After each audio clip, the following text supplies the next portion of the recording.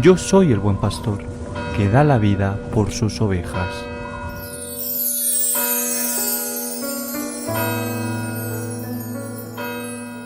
El Señor esté con vosotros. Y con tu espíritu. Lectura del Santo Evangelio según San Mateo. Gloria a ti, Señor. En aquel tiempo dijo Jesús a sus discípulos: No todo el que me dice Señor, Señor, entrará en el reino de los cielos, sino el que hace la voluntad de mi Padre que está en los cielos. Aquel día muchos dirán: Señor, Señor, ¿no hemos profetizado en tu nombre, y en tu nombre hemos echado demonios, y no hemos hecho en tu nombre muchos milagros? Entonces yo les declararé: nunca os he conocido. Alejaos de mí, los que obráis la iniquidad. El que escucha estas palabras mías y las pone en práctica, se parece a aquel hombre prudente que edificó su casa sobre roca. Cayó la lluvia, se desbordaron los ríos, soplaron los vientos y descargaron contra la casa, pero no se hundió porque estaba cimentada sobre la roca. El que escucha estas palabras mías y no las pone en práctica, se parece a aquel hombre necio que edificó su casa sobre arena. Cayó la lluvia, se desbordaron los ríos, soplaron los vientos y rompieron contra la casa y se derrumbó, y su ruina fue grande.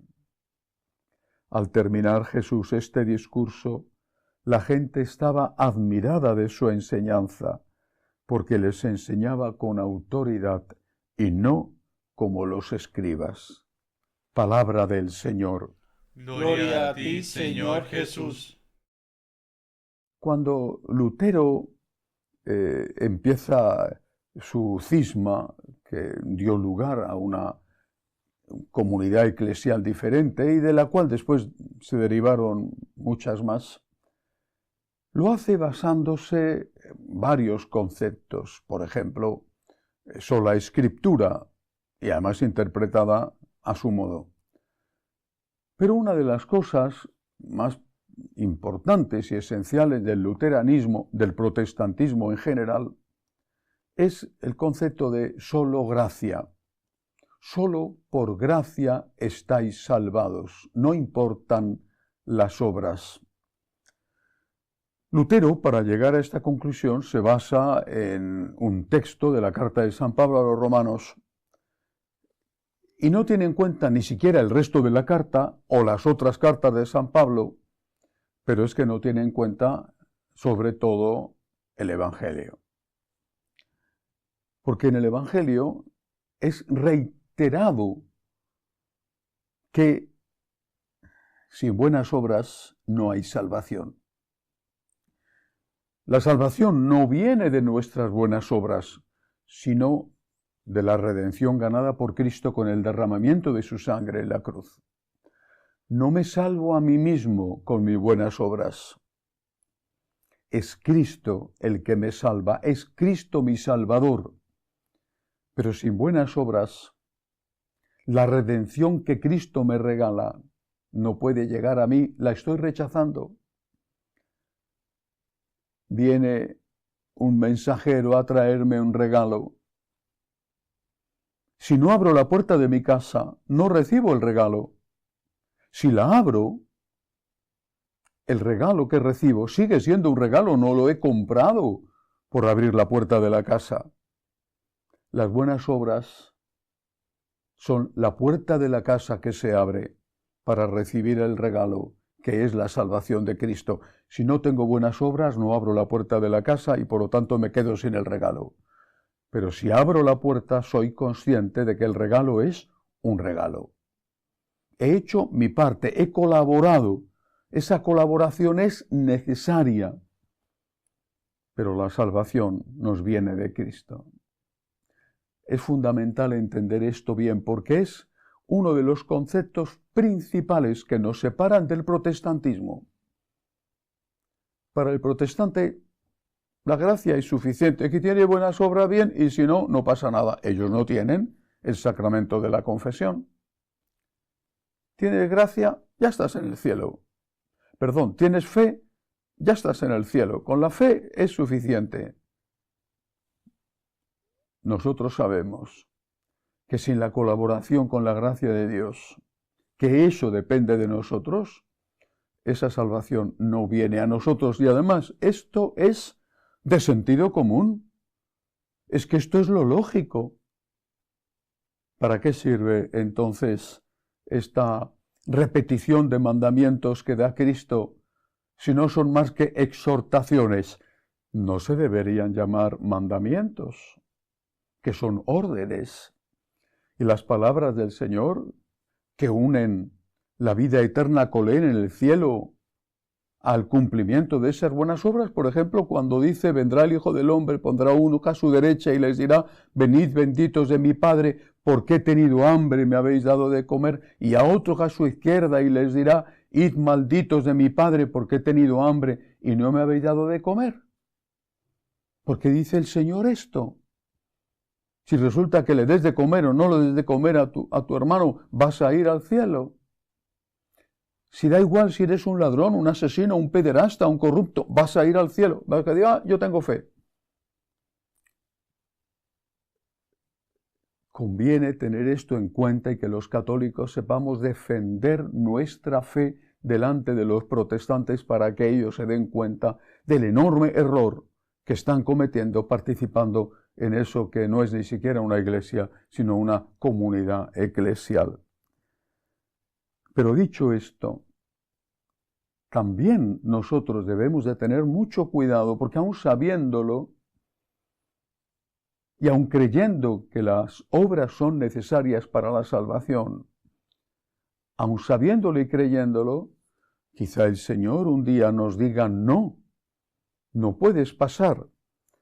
No todo el que me dice, Señor, Señor, entrará en el reino de los cielos, sino el que hace la voluntad de mi Padre que está en los cielos.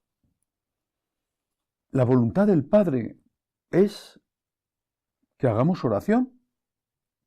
La voluntad del Padre es que vayamos a misa. La voluntad del Padre es que confesemos nuestros pecados. Pero no termina ahí la voluntad del Padre. Cuando rezamos el Padre Nuestro, decimos que se haga tu voluntad en la tierra como en el cielo. ¿Cómo se vive en el cielo? Con amor.